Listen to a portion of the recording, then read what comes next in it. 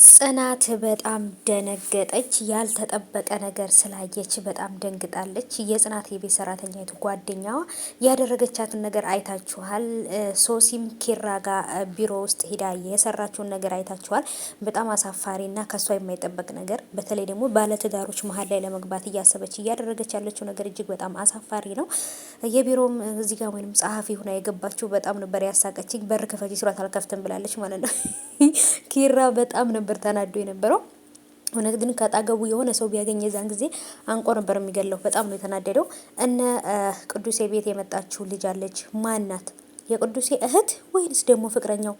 በጣም ግራ ተጋብቻለሁ። እህቱ ናት የምትመስለኝ ግን ሳስባት ማለት ነው። ማን ይመስላችኋል? ሶሲና ጽናት ተደባድበዋል። ሰላም ውድ የተከበራችሁ የቻናሌ ተከታታዮች እንዴት ናችሁ? ከኔ ጋር ሁሉ ሰላም ነው። ሰላማችሁ ብዝት ትርፍ ይበልልኝ ባላችሁበት ውድ ቤተሰቦቼ የኔ ውዶች። ይህንን ቻናል ቪዲዮውን አይታችሁ ከመጨረሳችሁ በፊት ሰብስክራይብ አድርጉ፣ ቪዲዮውንም ደግሞ ላይክ አድርጉት። ምን እንደተሰማችሁ በዛሬ ቪዲዮም ኮሜንት ላይ አስቀምጡልኝ ማለት ነው።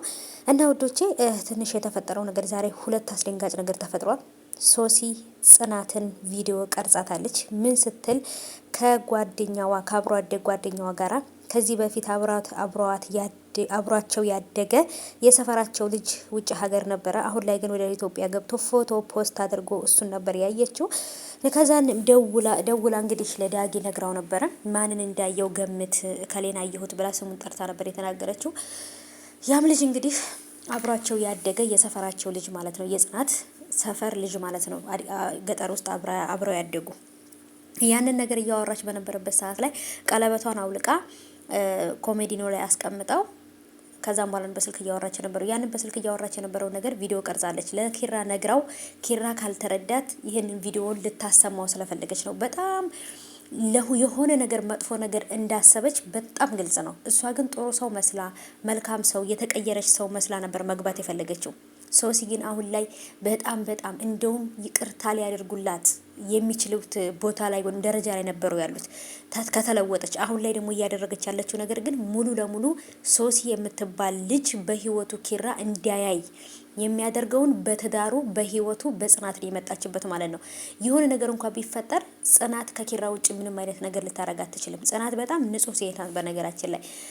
እና ከዚህ በፊት እንደ ዳጊ የምትወደው ጓደኛቸው ነው ከውጭ ሀገር ወደ ሀገር የገባው። ስለዚህ ቢያገኙት ቢገባበዙ የሆነ ነገር ብታወራ ምንም የሚደንቅ ነገር የለውም። አብሮ አደግ ስለሆነ የሰፈር ልጅ ስለሆነ ማለት ነው። እና እንግዲህ ሶሲ ያደረገችው ነገር ከባድ ነው። እቤትም ውስጥ ደግሞ ጽናት ጋር ሆና ሻንጣዬ ልወስድ ነበር የመጣሁት ምናምን ብላ ጥሩ ሰው መስላ ቪዲዮ ከቀረጸቻት በኋላ ማለት ነው። ከዛን ከነገር የተፈጠረው ነገር አይታችኋል። ሶሲና ጽናት ተደባድበዋል። በዛን አጋጣሚ እንግዲህ ይችኛይቱ የሰራተኛይቱ ጓደኛ ክፍል ውስጥ ገብታ የጽናትን የጋብቻ ቀለበት ነበር ይዛ የወጣችው። ከዛም በኋላ ግን ድንገት ሲፈለግ ወይንም የሆነ ነገር ሲደረግ እጇ ላይ ከተገኘ ብላ ፈርታ የሰራተኛይቱ ሻንጣ ውስጥ ነው የጓደኛዋ ሻንጣ ውስጥ ያደረገችው። ለምን ይሄን ያህል ተጣላታለች ጓደኛዋን? በነገራችን ላይ በጣም ነው ወንዶች የሚፈልጓት። በጣም ስነ ስርዓት ያላት ሴት ልጅ ስለሆነች ነው ሰው የሚፈልጋት እንጂ መልክ ከሷ በልጥ አይደለም። ግን በቃ ስነ ስርዓት ያላትን ሴት ማንም ሰው ይወዳልና ብቻ በጣም ከባድ ነው እውነት። ሶሲ እያረገች ያለችው ነገር ይከብዳል። በጽናትና በኪራ መሀል ላይ ገብታ ሁለቱን ለማለያየት እየሞከረች ነው። ጽናትና ኪራ ተጋብተው እንኳን ራሱ በቃ ይሆናል አይደል? በፊት ላይ ሊጋቡ ሲሉ የሚመጡ ነገሮች ነበሩ። በጣም ችግርና በቃ ጭንቀት በጣም ነበር የጠላ ነው። አሁንም ደግሞ እንግዲህ በዚች ሶሲ ምክንያት ነገሩ በጣም ከባድ እየሆነ ነው። እውነት እንጃ ሶሲ ከዚህ ከድራማው ትውጣልን። በቃ የሆነ ዝብርቅርቅ እያደረገችብን ነው ሁሉንም ነገርና ከባድ ነው። እንግዲህ ቀለበቱም የተገኘው የሰራተኛይቱ የትምህርት ቤት ቦርሳ ላይ ነው።